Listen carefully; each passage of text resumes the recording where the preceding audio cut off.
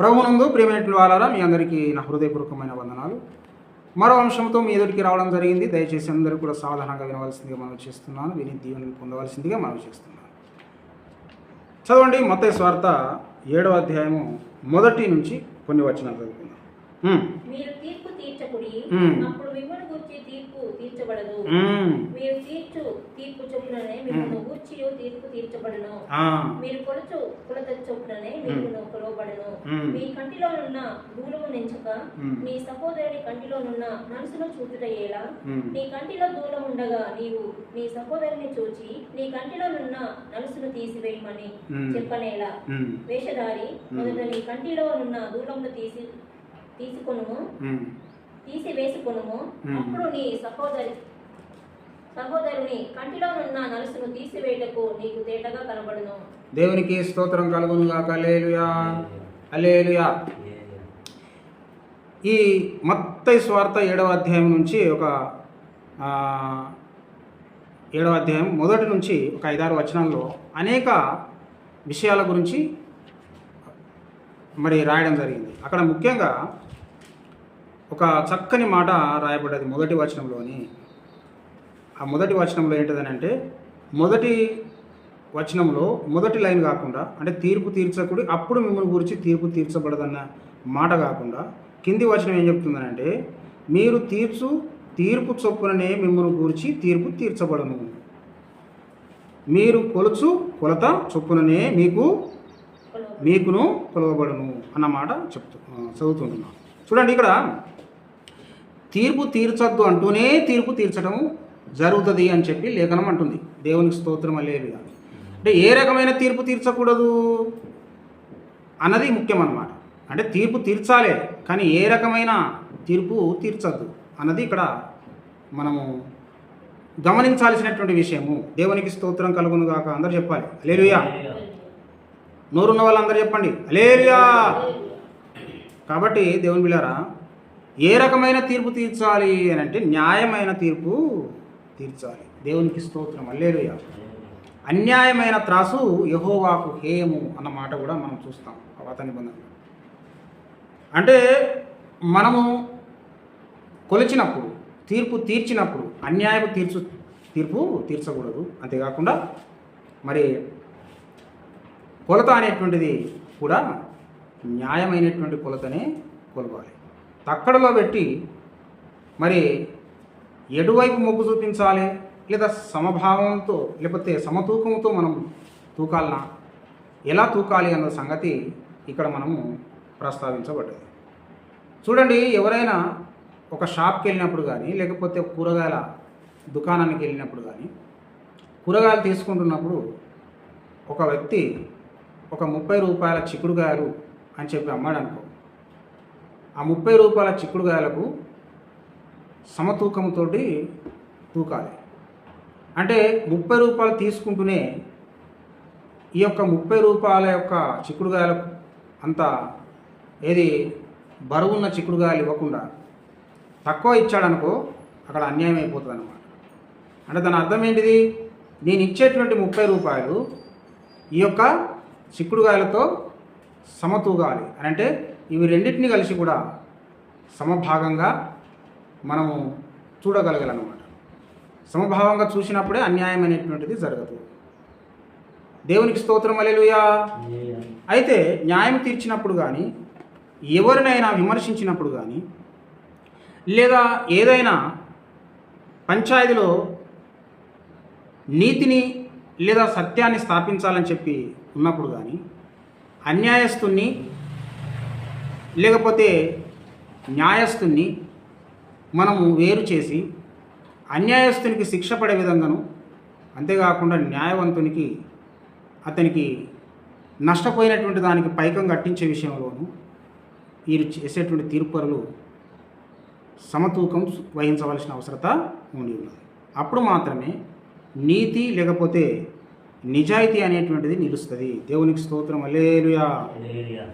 అయితే దేవుని బిడ్డలారా, చాలామంది ఇతరుల విషయంలో మరి ఇతరులు అంటే ఉభయులు ఎవరైనా కొట్టుకొని లేదా ఒకరినొకరు నష్టపరుచుకొని వచ్చినప్పుడు వారి మధ్యలో వీళ్ళు ఏం చేస్తారంటే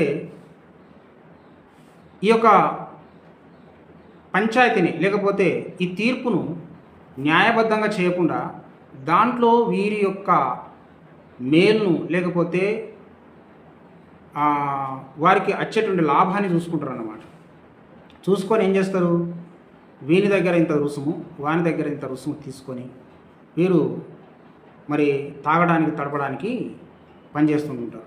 అట్లా చేస్తే ఏమైపోతుందంటే ఒకనాడు నువ్వు కూడా ఇతరుల చేత నష్టపడి మరి నీవు కూడా అలాంటి పంచాయతీలకు 10 మందిల మధ్యకి వచ్చినప్పుడు మరి నీకు కూడా అలా చేస్తే ఎలా ఉంటుంది?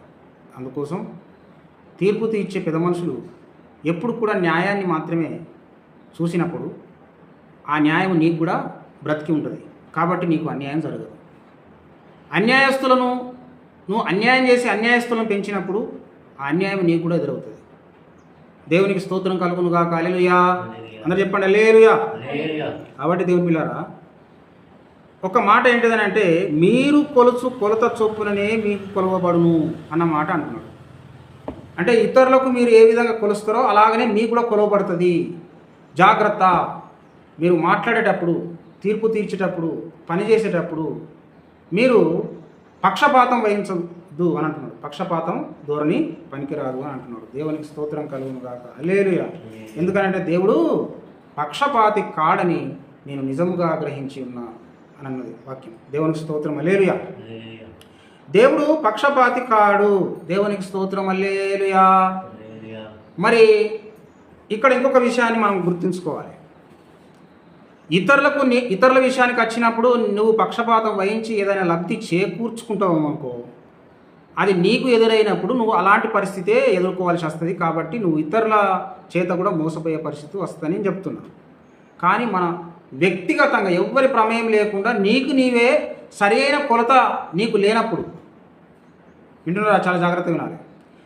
నీవు నీ బతుకు తీరుకు సంబంధించి నీ వ్యక్తిగత జీవితం గురించి ఒక సరైన కొలత నువ్వు పాటించినప్పుడు నీకు నీవే అన్యాయం చేసుకునేటువంటి వాడు అవుతావు. అంటే నీ తూకము నిన్నే మోసగిస్తుంది. నీ తూకము నిన్నే మోసగిస్తుంది. నీ తక్కడ నిన్నే మోసగిస్తుంది. నీ అంచనాలు నిన్నే మోసగిస్తాయి. నీ లెక్కలు నిన్నే మోసగిస్తాయి. నువ్వు ఎలాంటి లెక్కలు పెట్టుకుంటున్నావు? నీ లెక్కలు నువ్వు ఎలాంటి లెక్క పెట్టుకుంటున్నావు అని అంటే నీ వ్యక్తిగత జీవితంలో నువ్వు ఎలాంటి లెక్కలు పెట్టుకుంటావో దాన్ని నువ్వు అనుభవిస్తావు. దేవునికి స్తోత్రం కలుగును గాక. హల్లెలూయా. అంటే నీ ఆత్మీయ జీవితానికి నువ్వు సరైనటువంటి విధముగా దేవుని యొక్క వాక్యాన్ని లెక్కేసుకొని నడిచినప్పుడు దాని ఫలితాన్ని నువ్వు పొందుతావు. దేవుడు ఏ యొక్క కట్టలను అన్నాడో ఆ కట్టలను అనుసరించినప్పుడే దాని ఫలితాన్ని నువ్వు అనుభవిస్తావు. దేవుడు ఏ యొక్క మరి దిశానిర్దేశం చేశాడో ఆ దిశానిర్దేశంలో నువ్వు వెళితేనే నువ్వు దీవించబడతావు. దేవుడు నీకు ఇచ్చినటువంటి సంస్కారం లేకపోతే నీకు ఇచ్చినటువంటి నైతికత ఏదైతే ఉన్నదో దాన్ని అనుసరించి నువ్వు వెళ్ళినప్పుడే దాన్ని నువ్వు ఫలితాన్ని నువ్వు పొందుతావు. ఏమాత్రం ఆ యొక్క లైన్ నువ్వు క్రాస్ అయితే నీవే నువ్వు మోసం చేసుకునేటువంటి వ్యక్తివి అవుతావు. అందుకొరకు నువ్వు గుడికి వెళ్ళినప్పుడైనా కానీ నీవు ఎవరి మధ్యకి వెళుతున్నావు అన్న సంగతి గుర్తుంచుకోవాలి. పాస్టర్ గారు వాక్యం చెప్తాడు. వాక్యం చెప్పే పాస్టర్ గారు ఎలాంటి వాడు ఉన్న సంగతి కూడా నువ్వు లెక్కేసుకోవాలి. అంతేకాకుండా నీ యొక్క డబ్బునిచ్చి నీ డబ్బునంతా వృధా చేసుకుంటున్నావు అన్న సంగతి నువ్వు లెక్కేసుకోవాలి.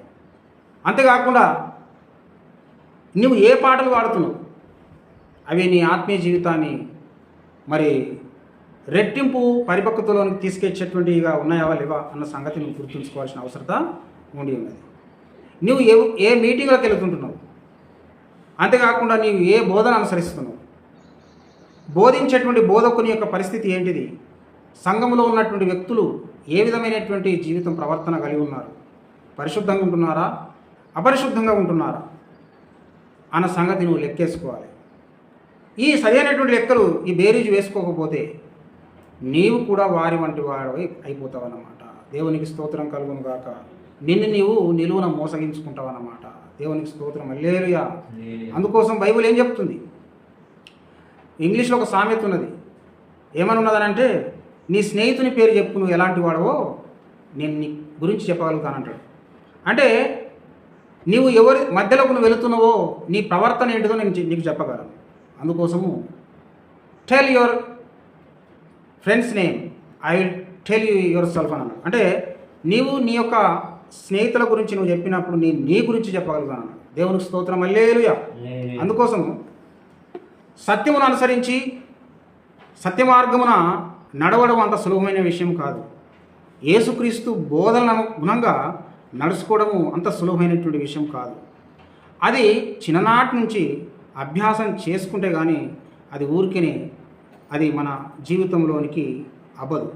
అందుకొరకు చిన్ననాటి నుంచి యేసుక్రీస్తు యొక్క అడుగుజాడలు నడుచుకునేటువంటి వారు మాత్రమే బలంగా నిలవగలరు.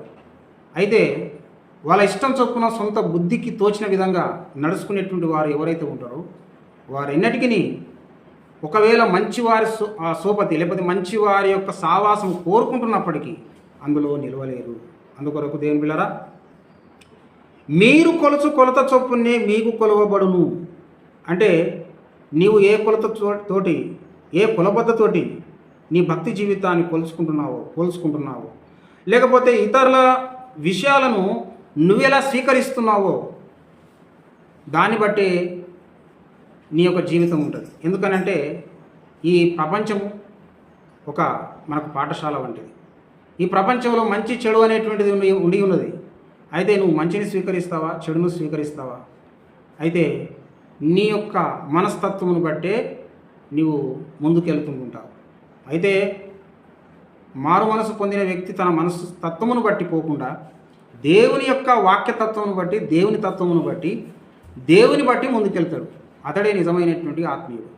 దేవుడి మాటలు దీవించి ఆశీర్వదించును గాక. ఆమేన్.